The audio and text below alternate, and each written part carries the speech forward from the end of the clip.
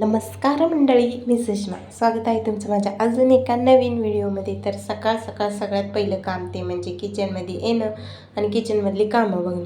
तर मी आज सकाळी उठले आणि दूध गरम करायला ठेवलं, तोपर्यंत पाणी आलं. मग काय पटकन माझं आवरून घेतलं, कारण की आज होती ना दत्त जयंती आणि गुरुवार होता मार्गशीर्षमधला, त्यामुळं पटकन आवरलं. केस वगैरे धुतले होते. तर हिनं लक्ष्मीने मला सांगितलं की ओल्या केसाला सिरम लावल्यावर केस मऊ होतात, त्यामुळे म्हणलं चला आपण पण ट्राय करून बघूया. त्यानंतर छान अशी देवपूजा केली आणि मार्गशीर्ष महिन्यातली गुरुवारची ना मी पूजा नाही मांडली, फक्त देवपूजाच केली. त्यानंतर घेतलं स्वयंपाक बनवायला. तर आज मी बनवणार होते पालकाची भाजी आणि मुलांना ना रात्री बनवलेला तसाच वाटाण्याचा भात खूप आवडला होता, म्हणून मी परत बनवायला घेतलं. तर त्यासाठी कुकरमध्ये तेल, थोडेसे मसाले, कांदा, टोमॅटो चांगलं परतून घेतलं.